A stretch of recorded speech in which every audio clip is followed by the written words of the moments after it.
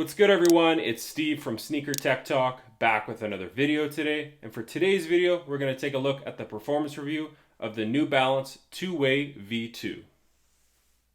So as far as the traction goes on the New Balance two-way V2, as you can see in the forefoot, it does kind of have a radial traction pattern. And this is a more firm rubber on the forefoot.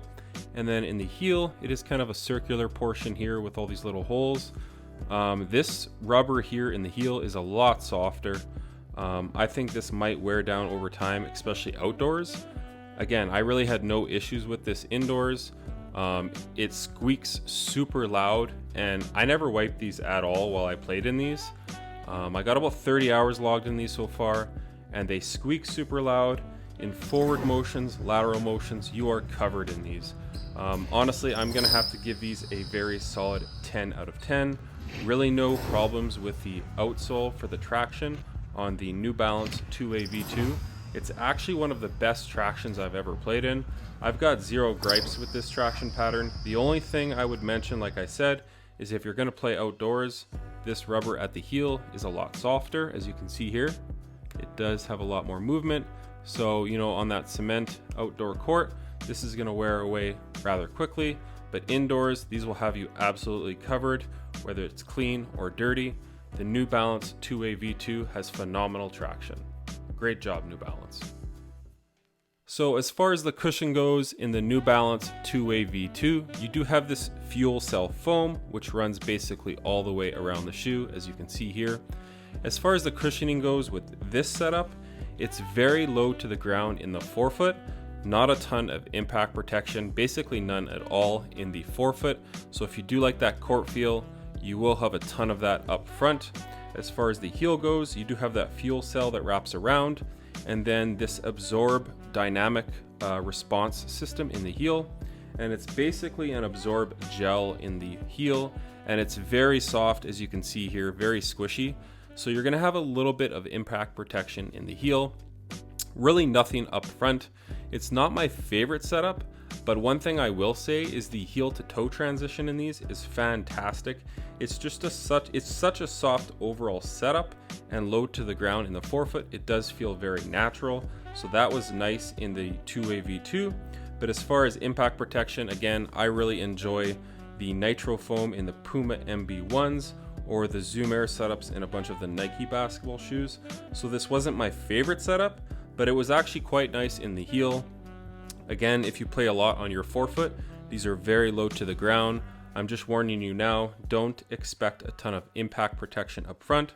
So as far as the cushion goes in the New Balance two-way V2, I'm gonna have to give them a 7.5 out of 10. Not my favorite setup, but you know, after 2 or 3 hours of play, my feet were really not fatigued at all. So I think that's saying something right there. But again, a pretty good job by New Balance on the two-way V2. So as far as the materials go on the two-way V2, you do have this Fit Weave Light. As you can see, it's labeled right here. So basically it's a woven mesh upper, basically from the midfoot all the way around the shoe. And it's a quite nice setup as far as being lightweight and breathable. It's got all these little micro holes in it, as you can see here, all the way around. And then you do have a fused toe rand for toe offs for extra durability, which is a nice touch. And then as well as here on the eyelets, there is some fuse on the eyelets for extra durability. And then on the heel and on the upper portion of the tongue, you do have some nubuck, and it is a pretty nice quality nubuck in my opinion. It does change or kind of shift colors here, as you can see. Overall, I like the setup of the materials here on the two-way V2s because you have some of the older materials at the back of the shoe and at the tongue, and then kind of running from the back of the shoe all the way around the front. You do have that newer setup where it's lightweight, breathable. It's pretty supportive as well. And then on the base of the tongue, you do have a mesh for breathability. So as far as the materials go, I actually really enjoyed the setup of materials on the two-way V2s.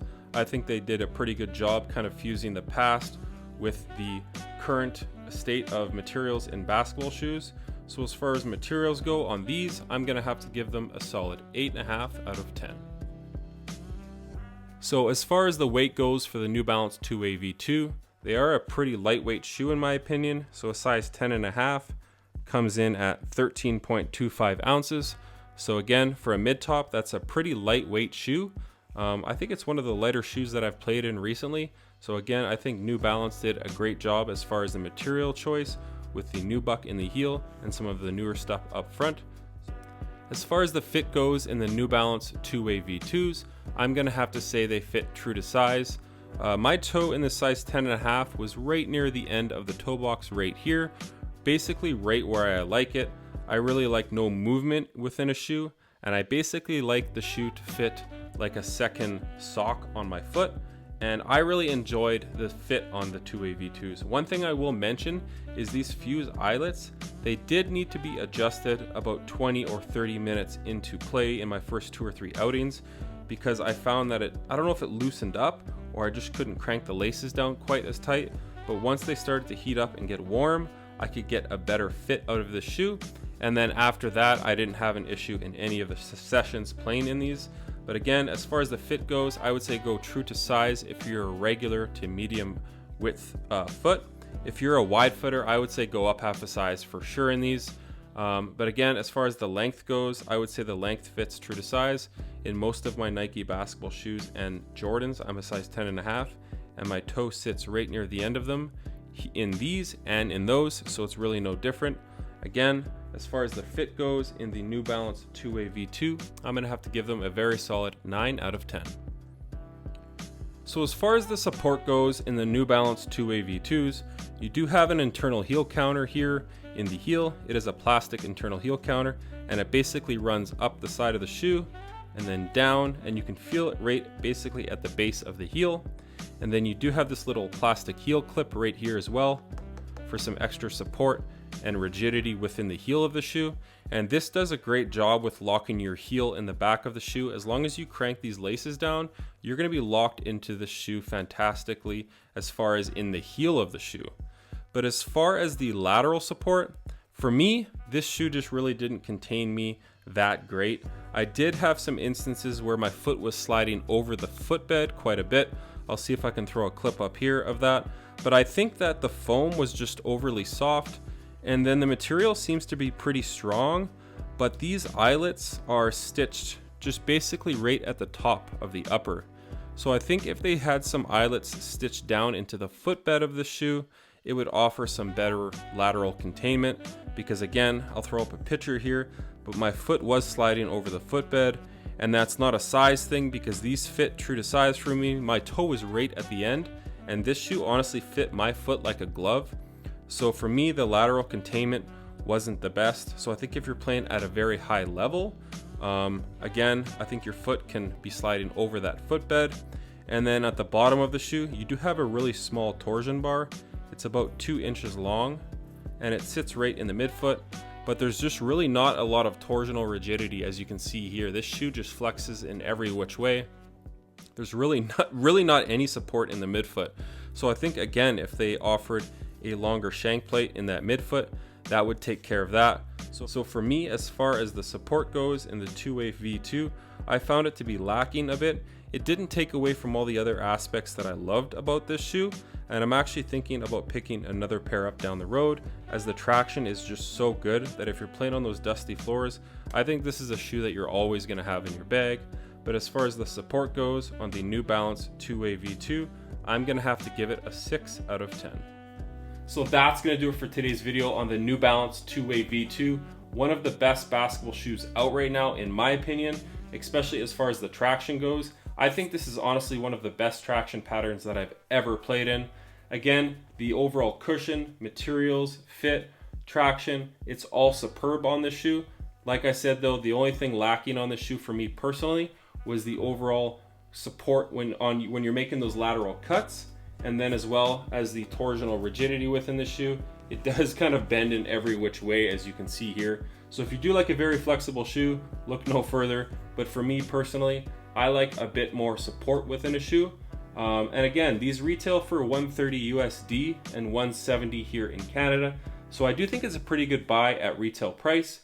But again, if you can catch these on sale, it's an even better price, obviously, if you can catch them for that 20 or 30% off. One thing I will mention though is that traction pattern. I think, especially in the heel, it will wear away rather quickly if you do wear these outdoors. So I would kind of steer clear from wearing these outdoors. But as far as playing indoors, I really enjoyed this shoe, and it's a shoe that I'm going to keep in my bag moving forward, solely because of that traction pattern. Again, New Balance did an amazing job. One of the best traction patterns I've ever played in. But like I said, that's going to do it for today's performance review on the two-way V2. As always, if you guys could like, comment, and subscribe, that helps the channel a ton. Stick around for the on-court footage at the end of the video, and until next time, peace.